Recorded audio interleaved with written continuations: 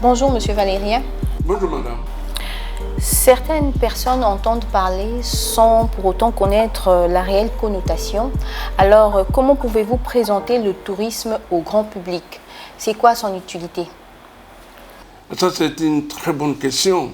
Je crois que c'est plutôt au ministère en charge du tourisme que vous aurez dû poser cette question-là. Parce que c'est à eux de faire la promotion du tourisme.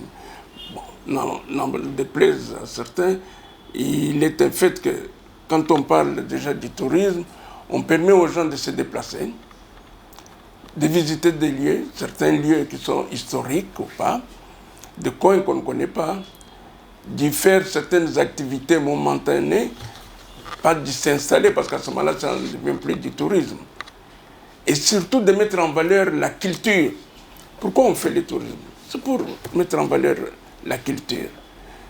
Aujourd'hui, au-delà de la journée mondiale du tourisme, vous savez qu'il y a la journée mondiale, le 27, de la gastronomie.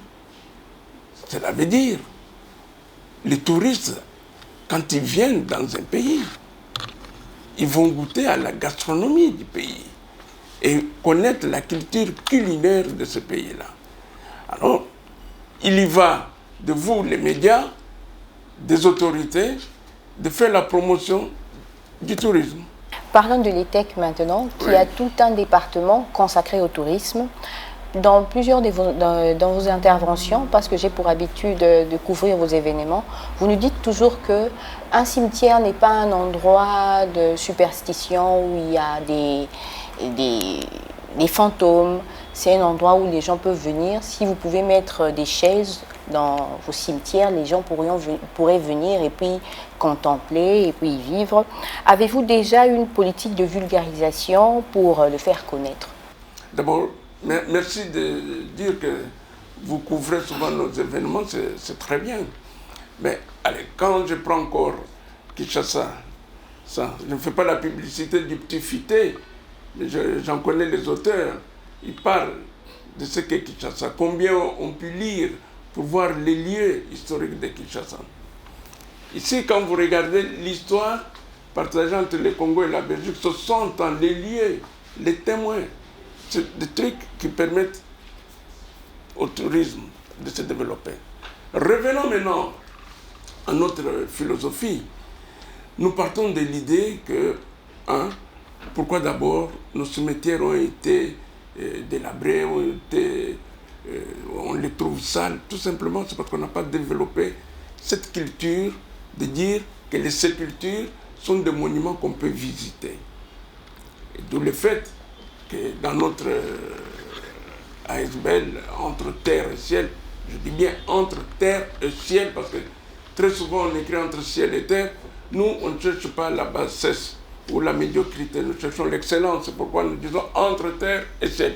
Il faut toujours monter, chercher l'excellence. Nous avons la nécrotourisme, qui signifie d'abord nécro, c'est un mot grec qui signifie mort.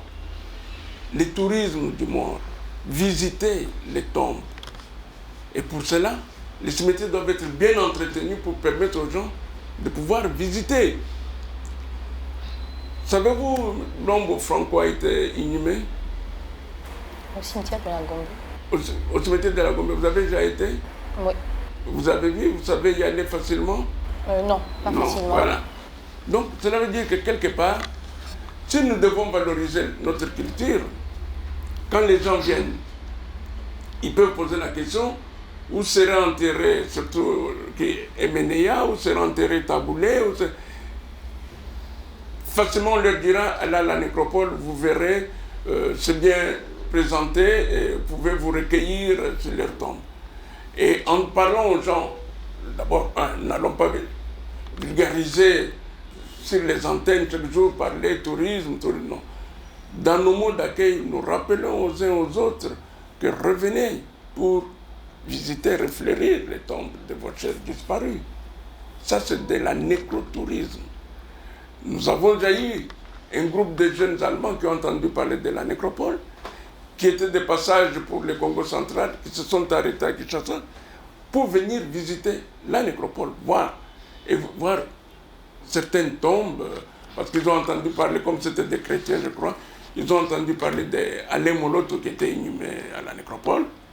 Et ils ont été sur la tombe d'Alain Moloto se recueillir. Voilà. C'est pourquoi nous disons, nous y arriverons tôt ou tard à ce que les gens comprennent que les cimetières, c'est un lieu de culture qui valorise la culture ancestrale, si l'on veut, ou la culture moderne, et que nous finirons par y mettre des bancs pour permettre aux penseurs de venir se recueillir, d'être inspirés, et pourquoi pas de rédiger. D'accord. Voilà. Vous avez dit du tourisme un facteur de sensibilisation interculturelle.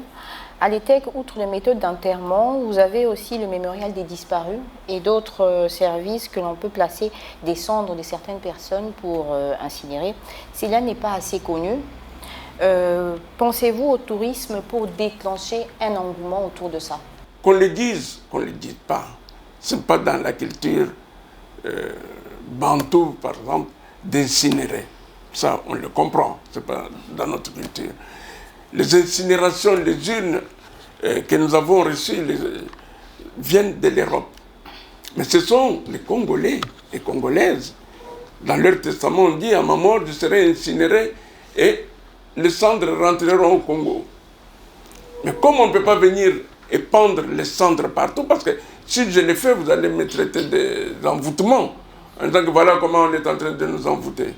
C'est pourquoi nous avons mis les columbariums. C'est aussi forme de sépulture pour les urnes funéraires.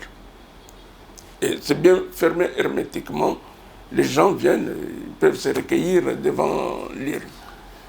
Mais maintenant, les grands problèmes, c'est fait partie de la mentalité de nous Congolais. Une personne disparue, parce que je crois que la loi dit, en dehors de 6 mois, vous n'avez plus de nouvelles déclarées. C'est ce que dit la loi. J'ai entendu un avocat dire cela. Déclarer déjà de la disparition de la personne, quitte à ce que la personne réapparaisse. Mais vous avez de ces personnes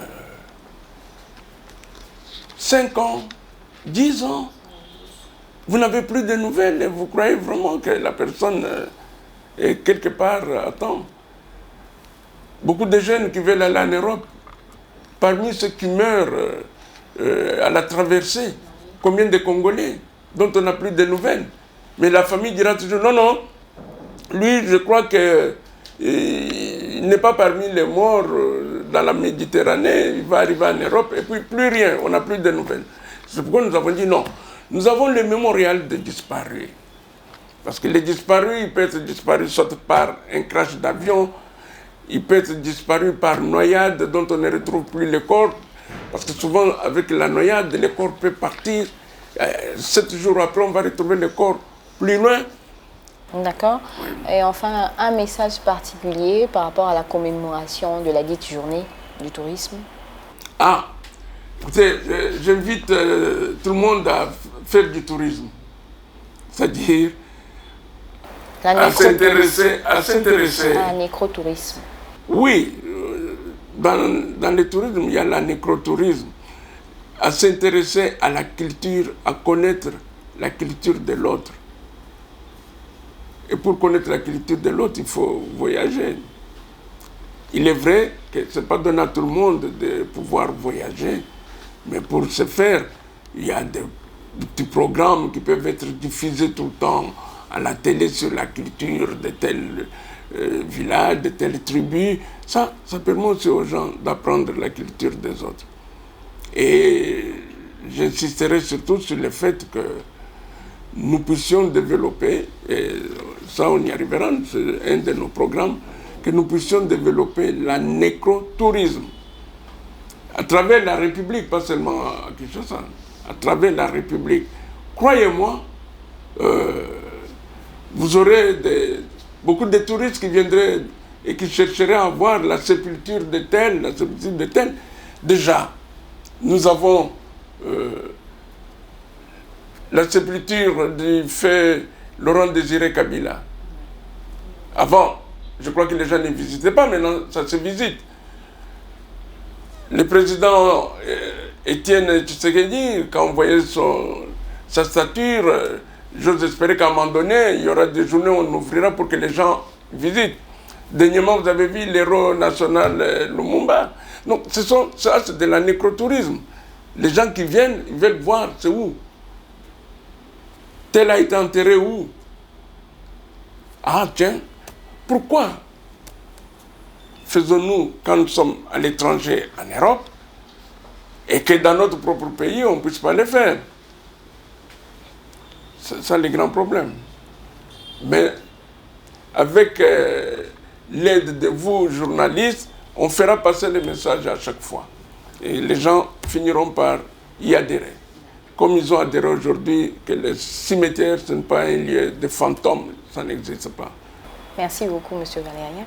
Je vous en prie, c'est moi qui vous remercie de vous être déplacé et d'avoir permis à ce que nous puissions apporter notre petite pierre à l'édifice du tourisme et qu'on fasse passer les messages que voilà, aujourd'hui, journée mondiale du tourisme, journée mondiale de la gastronomie. Donc vous sortez de chez vous, vous allez à Kimbanseke ou je ne sais quoi, manger un peu les produits de là. D'accord. Oui. Ok. Ou bien vous sortez, vous allez dans le Congo central, juste à côté là, manger un peu les produits de là, c'est aujourd'hui la gastronomie. Mais faites attention, il ne faut pas manger de travers.